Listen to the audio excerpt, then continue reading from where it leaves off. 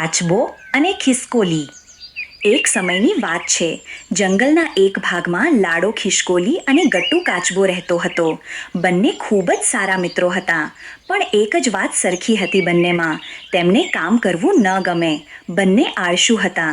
એટલી હદ સુધી આળસુ કે ભૂખ્યા રહી જશે પણ ખાવાની શોધમાં નહીં નીકળે. સવારથી સાંજ સુધી જંગલના બીજા બધા પ્રાણીઓ અને પક્ષીઓ ખાવાનું શોધતા, ઘર બનાવતા અને પાણી લાવતા.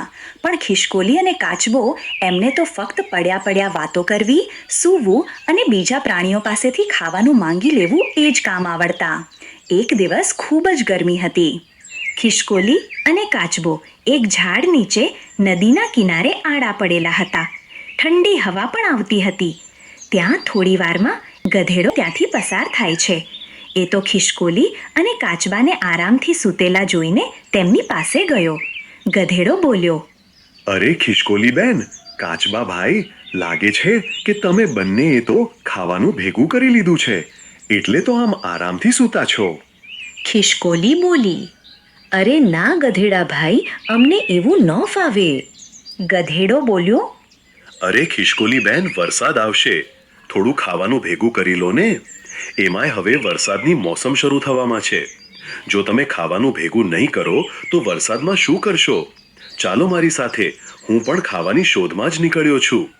કાચબો બોલ્યો, ના ગધેડા ભાઈ ના, મને તો એવું ન ફાવે અને ખિસકોલી બેનને પણ ન ફાવે.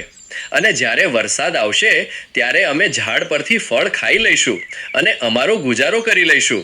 તમે અમારી ઉપાધિ ન કરો. ખિસકોલી બોલી, હા સાચી વાત છે કાચબાભાઈની. મહેનત કોણ કરે, એ પણ આટલી ભયંકર ગરમીમાં. બીજા પ્રાણીઓ પાસેથી માંગી લેશું, જો ક્યારેક ઘટશે તો. છોડો, હું તો આ પડી આરામથી આડી.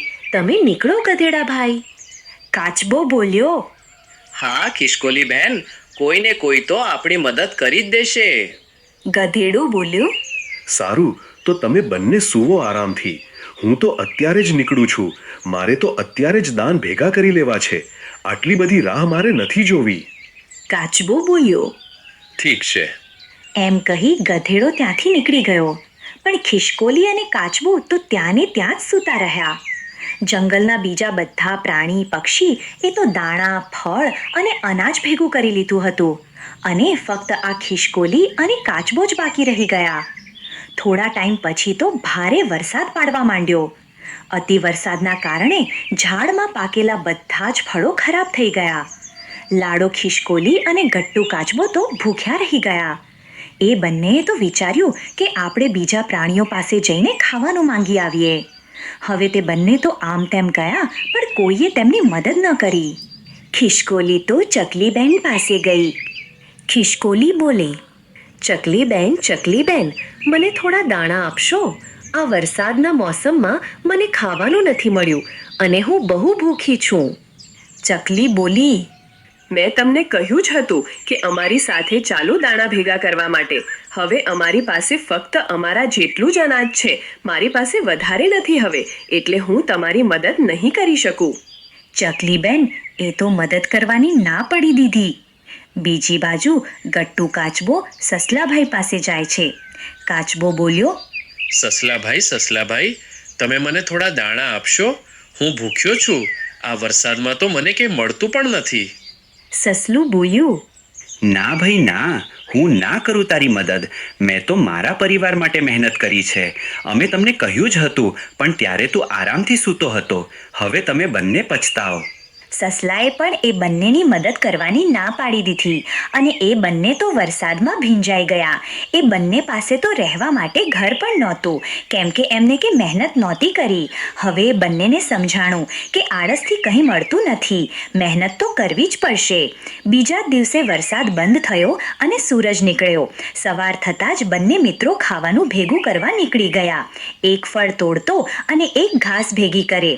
પછી થોડી વારમાં એમને તેના માટે એક નાનું ઘર અને ખોરાક ભેગો કરી લીધો.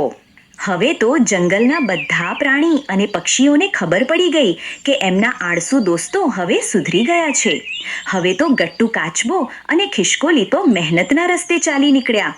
બંનેએ એક સુંદર મજાનું ઘર બનાવ્યું અને પાણી પહેલા પાળ બાંધી, એટલે કે વરસાદ પહેલા ખાવાનું અનાજ અને પાણી ભેગું કરી નાખ્યું, જેથી કરીને એમને વરસાદના મોસમમાં કોઈ મુશ્કેલીનો સામનો ન કરવો પડે.